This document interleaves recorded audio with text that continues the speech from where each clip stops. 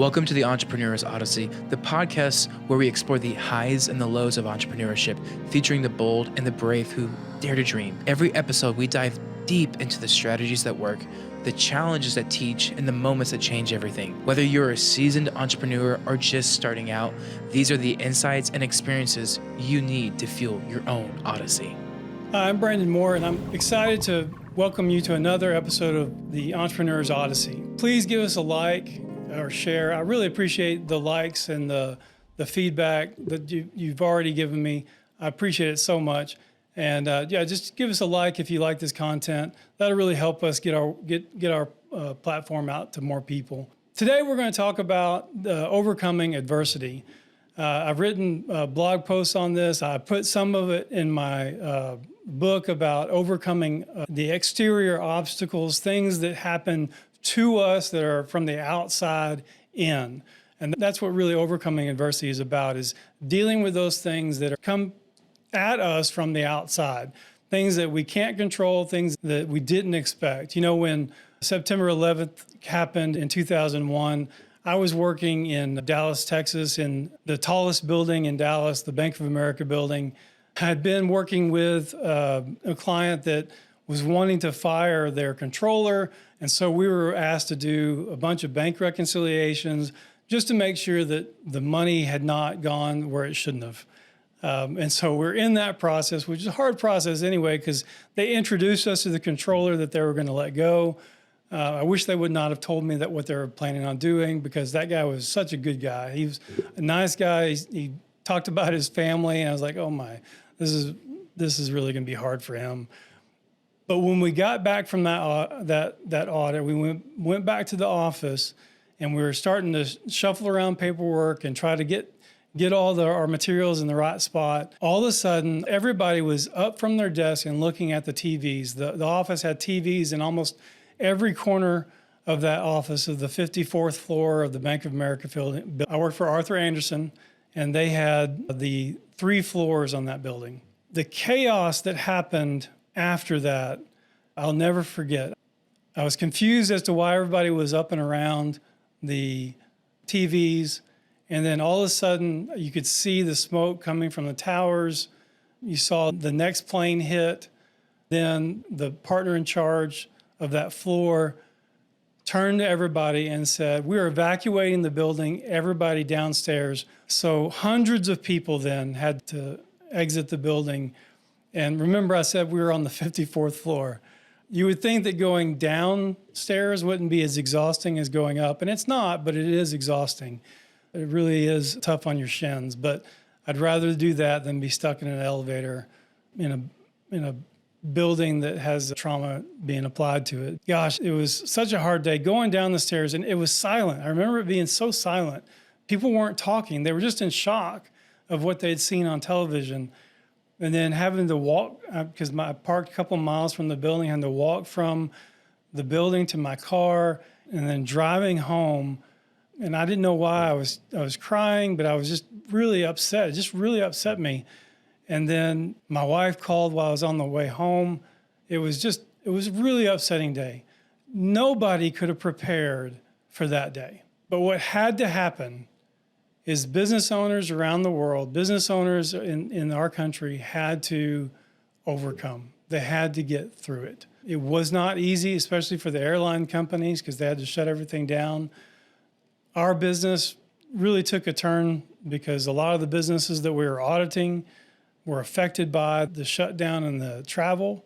Several businesses were going under. And then, of course, at the same time, just a few months later, the whole thing about Enron came out.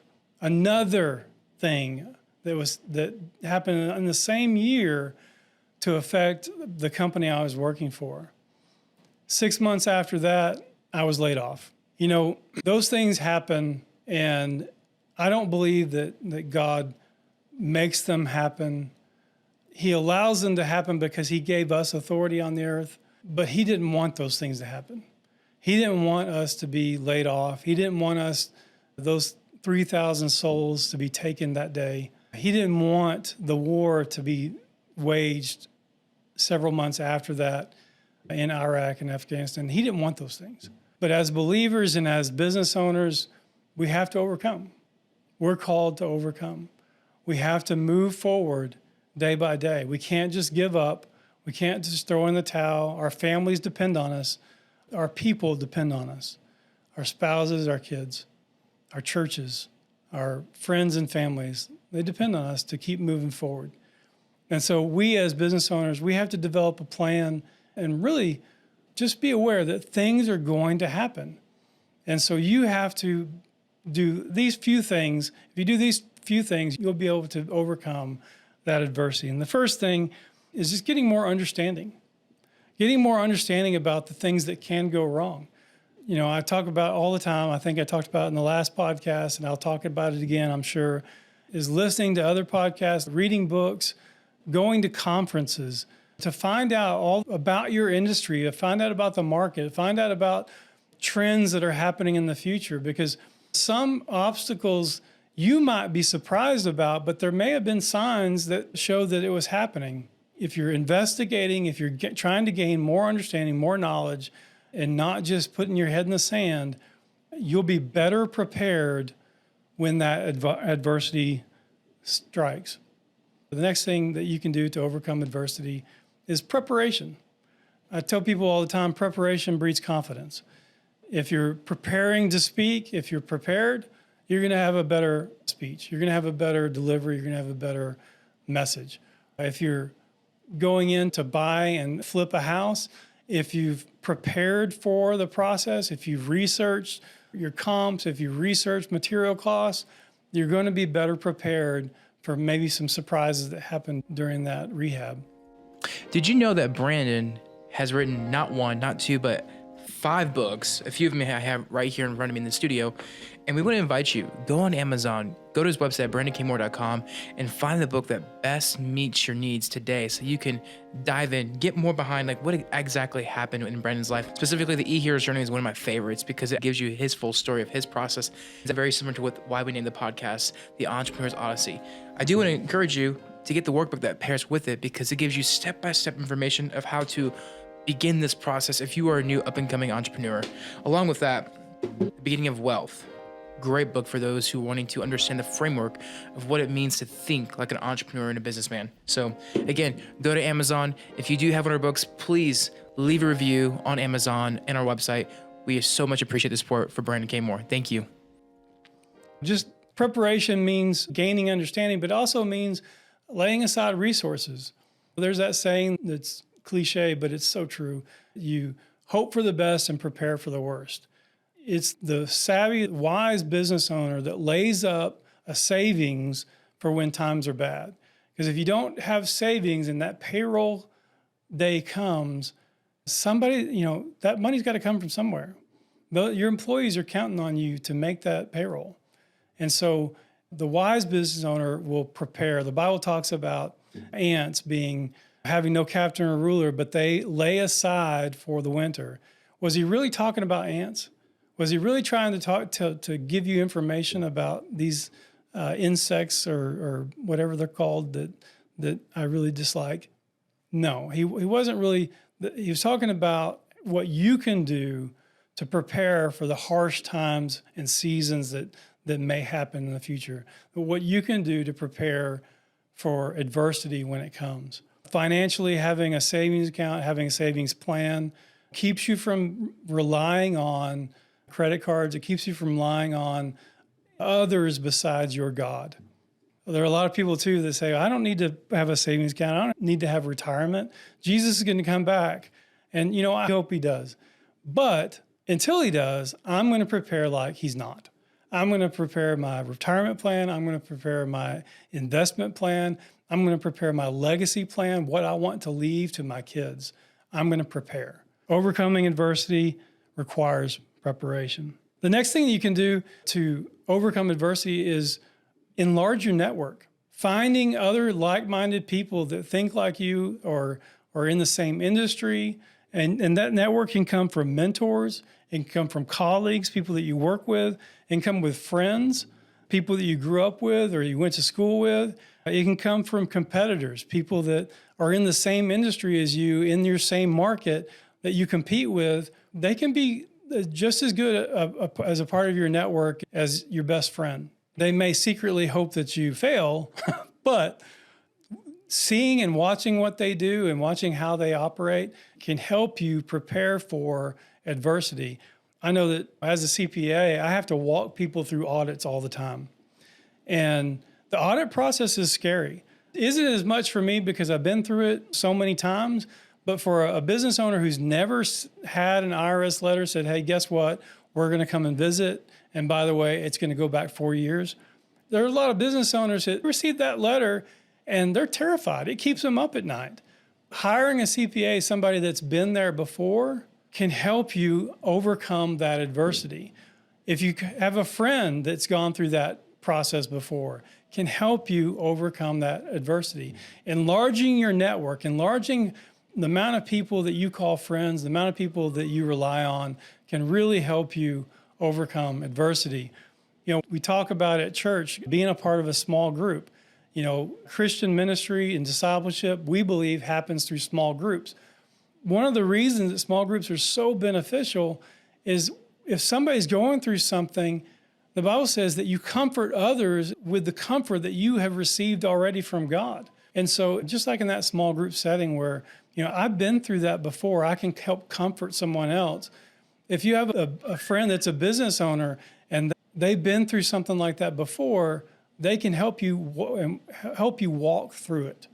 So again, increasing your understanding, have better preparation, and expanding your network. Those things can really help you. The last thing that you can do to overcome adversity is to fail forward. Failing isn't terrible. It's really not.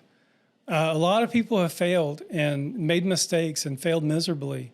It's how do you respond to that failure? Are you treating that failure as a learning experience, or are you treating that failure as something that's going to keep you from getting off the ground? Is it going to be a knockout punch or just an awareness of that right hook that might come? I love kickboxing. I love taekwondo. I love sparring.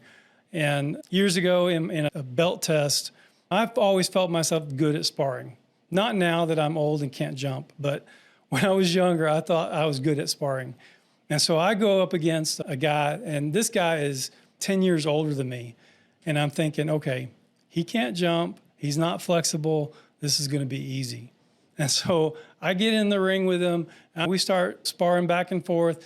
And then all of a sudden, out of nowhere, I get this roundhouse to the face. That 50-year-old was very flexible, and he was able to kick me fast without me even seeing it. Now, did I quit? Did it knock me out? Did it knock me out of the match? No, it just made me aware. It made me aware of this guy's abilities and skills. So now I'm going to treat him differently. I'm going to change my approach. And see, that I think is the biggest life skill that you can learn, is learning from your failure. Failure doesn't mean an end. Failure doesn't mean that you suck, that you don't have talent, that you can't do what you're called to do. Failure is just a learning experience. It's an opportunity for you to not do it the same way again. It's an opportunity for you to learn from your mistakes. There's several books on failing. I think John Maxwell has one. It's called Fail Forward. And then there's another book, and I forget the author, but his title is Fail Fast, Fail Often. And that was one of the best books that I've ever read on learning from your mistakes. And I hope you pick it up. I hope that you look for it on Amazon or wherever you get your books and read that or download it. Overcoming adversity, you have to allow for mistakes. You have to allow yourself, give yourself a break. You're going to make a mistake. Something that you didn't expect is going to come. And where does it come from? Like I talked in my book, it can come from employees, it can come from the government, it can come from your revenue, it can come from expenses, it can come from taxes.